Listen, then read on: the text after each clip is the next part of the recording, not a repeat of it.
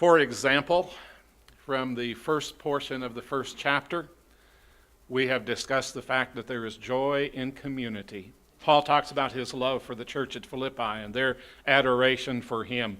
There is a camaraderie, a sharing, a fellowship that produces joy with our community. Then Paul talks about some of the adversity that he personally is facing and the church is facing, and how he even has joy in that because the gospel is being furthered and it's being advanced even amid that turmoil. There is also joy with the integrity of being who we are supposed to be. In verse 27, Paul says just one thing: walk in a manner worthy. So when you and I have the integrity that we're supposed to have as God's children, it aids in producing this element of joy. The first 11 verses of chapter 2, although we typically just remember the portion about Christ who humbled himself, that is within the context of unity. He begins that chapter talking about how we should work side by side, how we should have the same mind and the same purpose. And then he cites Christ as an example of humility that produces that unity. He it goes then into chapter 2 about responsibility, that we need to work out our own salvation with fear and trembling. We are responsible, and when we accept those kinds of responsibilities, that produces joy on our journey. Then there is the joy that comes with service, and he cites the example of Timothy, he cites the example of Epaphroditus. These people were examples of those who served, and as a result, life brought them joy. Then we began in chapter 3. Paul says there's just one thing that he has any confidence in, and it's not the flesh. He counts everything of this life loss so that he might gain Jesus Christ. And then we're looking at the portion now of chapter 3 where Paul not only has counted everything lost in his life, but he encourages those who want to follow in his footsteps and the footsteps of Christ to do likewise, to count everything lost for the gain of knowing Christ and to mature towards that end. And he has challenged the people that way. He then has even said, you need to imitate me in this, and thus you will mature. That's what we've looked at thus far, and I would like for us just to... Paul has shown his own personal objective, that he's not going to have any confidence in the flesh. He has identified what his formula is going to be. I'm going to know Christ, the power of his resurrection, the fellowship of his suffering. I also intend to conform to his death. He is going to accomplish that by dissatisfaction. Not that I have attained it. I am constantly in need of growing. Then he says, this one thing I do, I press on, the direction. And then he says, with determination, I'm going to stretch for the prize. So that's what Paul has said about his own personal growth. He then has encouraged his readers to accomplish the same level of devotion. According to Paul, remaining true to what one has learned will result in God being able to bring us farther into our growth and maturity, our understanding and devotion. So, no matter where we are in the continuum of our spiritual growth, the challenge is for us to remain true to what we have. And if we do that, Paul says God's going to bring us along. He's going to bring us to a deeper understanding. Paul is also encouraging us to develop a similar depth of devotion, a commitment upon which the true experience of Christian joy can be founded. If we look back over the material that we've covered thus far in the book of Philippians, we find that Paul has already talked about two groups of people who were either seeking to impede his work as an evangelist or to infect the work in Philippi in a negative fashion. First of all, he indicates in the first chapter that there were some who were merely seeking to, out of envy and spite of him, to preach the gospel, thinking they were going to do him harm. Here's exactly what he writes. Some, to be sure, preach Christ out of envy and strife, but others out of goodwill. These do so out of love, knowing that I am appointed for the defense of the gospel. The others proclaim Christ out of rivalry, not sincerely, seeking to cause me trouble in my imprisonment. Paul says there are some people just out because they don't like me. How am I supposed to deal with that, Paul? When I encounter that kind of negativity, what am I supposed to do? Well, when the gospel is still presented in its truthfulness, amid any personal insincerities and even a spirit of rivalry, Paul says things can be overlooked because the grand picture is the gospel continues to be proclaimed. And this is exactly what he says. What does it matter? Just that in every way, whether out of false motives or true, Christ is proclaimed, and in this I rejoice, yes, I will rejoice. So Paul says, when that kind of negativity exists, here's how you handle that. The second reference he gives about a group of people who apparently are trying to influence new believers back into the practices of the Jewish religion. He addresses them in chapter 3. He specifically talks about the things that they are presenting. He calls them dogs. He says, watch out for evildoers. Watch out for those who mutilate the flesh.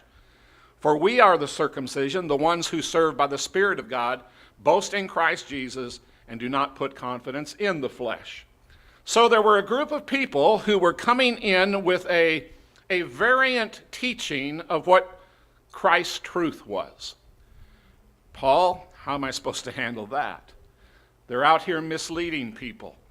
What should I do? Their personal beliefs have superseded the inspired truth. How should we deal? Well, Paul says, watch out. Watch out. The word actually, Barclay says, quite suddenly, Paul's accent changes to that of warning. Wherever he taught, the Jews followed him and tried to undo his teaching. The word for watch comes from the Greek word blepo, which means to see with your eyes. It just has to do with an ordinary kind of vision. It appears in this verse 3 times. But truly, the text says, watch out for dogs, watch out for evil workers, watch out for those who mutilate the flesh. It's actually there, those 3 separate times. It appears in a present tense active voice and an imperative mode, which means it's a continual action that everybody is supposed to do according to their own ability, their own will, and it's supposed to happen because it's commanded. So when we encounter people who are putting out a message that supersedes that of Christ, we are commanded to watch out, to weigh that, to examine that.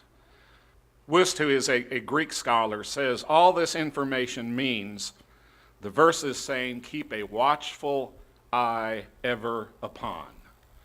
A watchful eye ever upon. The idea is constantly observing with a view of avoidance, to constantly be looking in a sense of continuing to be wary, be on constant lookout for dogs, for evil workers, and for false circumcision. So Paul has identified that when truth is unaffected, but motives are correct, we're to rejoice in the fact that the truth is being presented. He then says, when people could be categorized as false teachers who are spreading their poison in lieu of biblical truth, we bear a responsibility to habitually watch with our own eyes and identify that which is true and false. And so there are 2 examples. That brings us to the 3rd time in Philippians that Paul's going to talk about those who work negativity upon the truth of the gospel. After describing his personal level of devotion, challenging his readers to come up to that level of devotion, challenging us as his readers to do the same thing, Paul is now going to address people, and he actually literally calls them enemies of the cross. We find this in chapter 3, verses 18 and 19. For I have often told you, and now say again with tears, that many live as enemies of the cross of Christ. Their end is destruction, their God is their stomach, their glory is in their shame, they are focused on earthly things.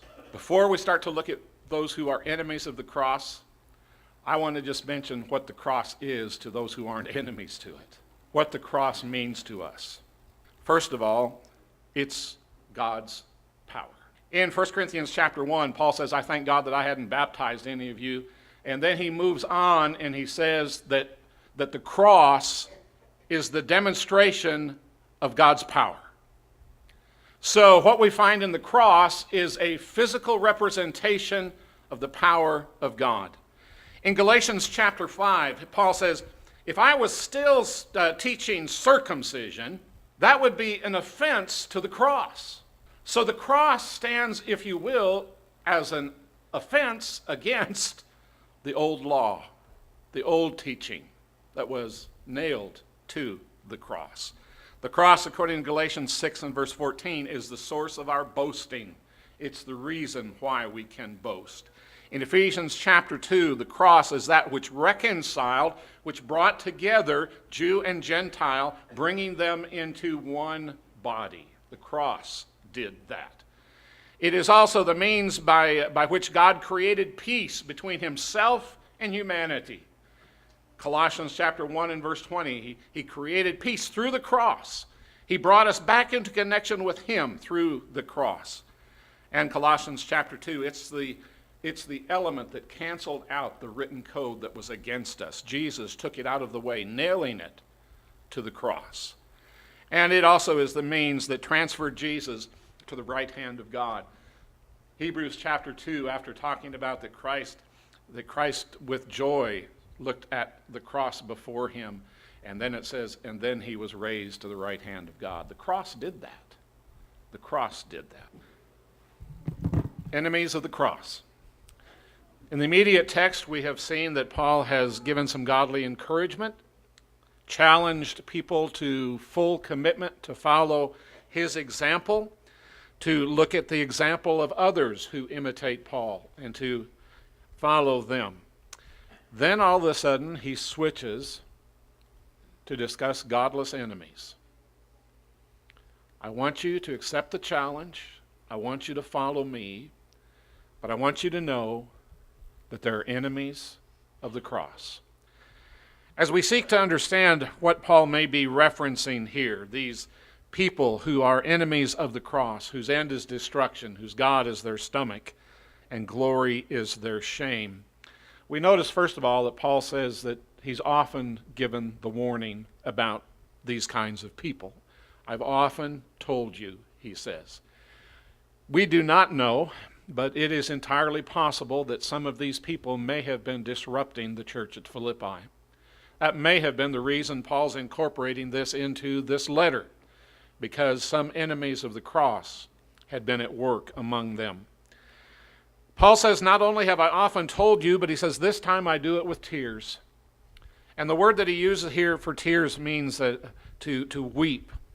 It is the word that is used in contrast to shedding a tear.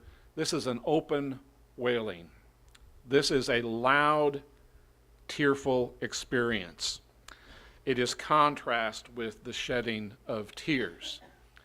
Just to illustrate the difference, Jesus dropped a tear at the death of Lazarus.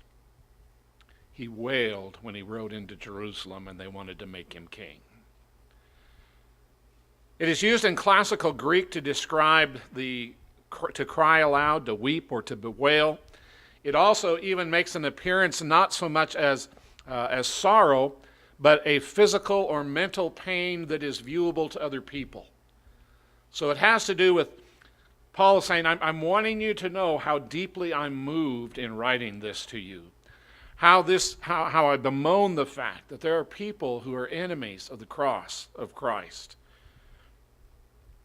Warren Wiersbe writes, how strange in a letter filled with joy to find Paul weeping.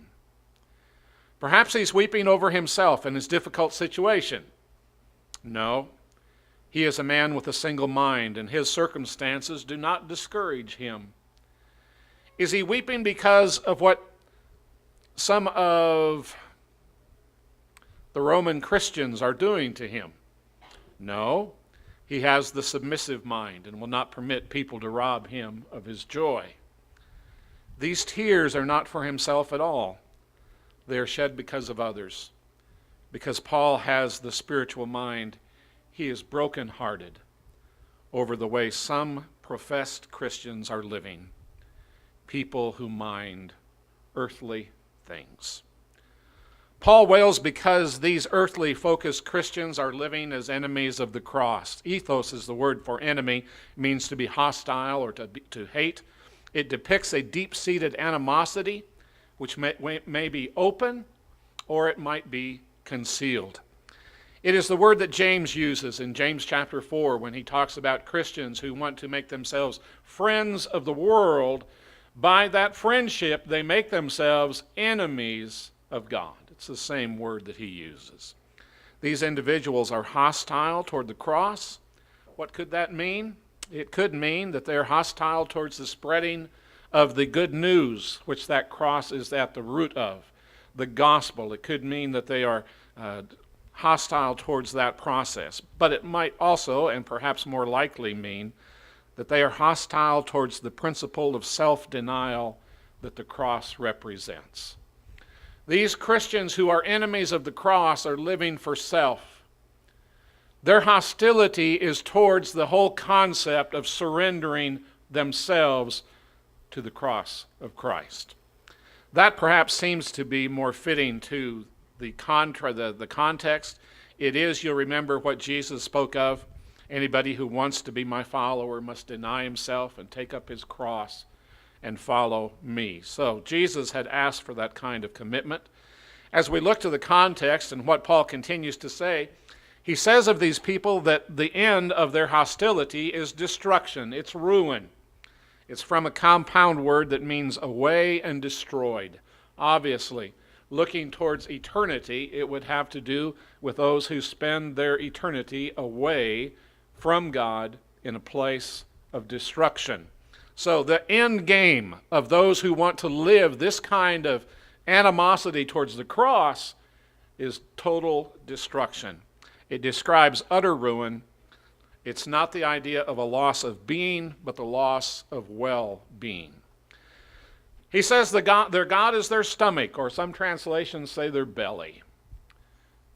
That's the hollow cavity inside of us that right about now is perhaps starting to growl and say, you skipped breakfast and it's about lunchtime. It's that part of us that seems to almost have a mind of its own. And here Paul is using that as an analogy to describe the self-serving nature of these people who are enemies of the cross. They're enemies of the kind of commitment that Paul has challenged the Philippians to have. Rather than gratify the desires of God, these people are going to gratify their own desires. Their God is not in heaven, but he is within themselves. Their highest good is to satisfy self, to please self. They're guided only by their inner conviction that is void of the Word of God. He also says their glory is in their shame. Shame is a word in the Greek that means the disgrace. Most often in the Bible, it is used to represent the guilt that a person feels when they neglect God's instruction. Now, this is kind of interesting to think about.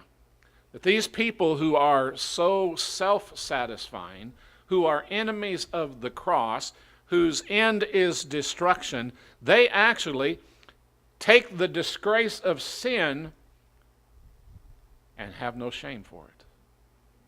They glory in that. They glory in that. They boast in their supposed spiritual freedom, when in actuality they are the ones who are enslaved to their own desires. Spurgeon, trying to write a comparison for this, and it won't mean much if you're not a pig farmer. It's a silly pig that's proud of its ring. That ring in the nose, which proves him to be a doer of mischief, the foolish pig is supposed to prize as an ornament. There are men who glory in their shame.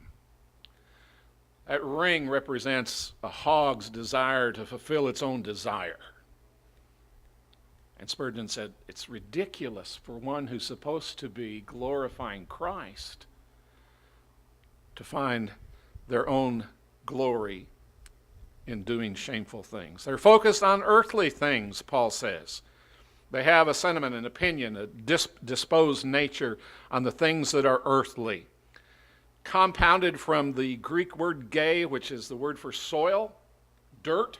It's the physical globe, and epi, which is the preposition to be on or about or over. So what happens is these people, their interest is entirely on things of this world. Remember what Paul said? I have no confidence in the flesh, in the things of this world. I want to gain Jesus. These people are exactly the opposite. So why is Paul so strict, give this strict warning about these enemies of the cross when he writes to the Philippians? He has talked about the fact there are some who are trying to do him personal harm. You look beyond that. There are others who are trying to teach things that aren't true. Watch out for them. But now then he's got these people who are enemies of the cross, and he weeps over the very writing of this to these people. What is it that he's so concerned about? Well, part of the answer might be, if one's not extra careful, they can easily be drawn into this self-serving spirit and thus negate God's ability to bring them to a place of maturity. Can be drawn in to a similar mindset. There's no abiding success without commitment, Tony Robbins has written. Abraham Lincoln said this: commitment is what transforms a promise into reality. Commitment. Are you all in? You see, within the context of discussing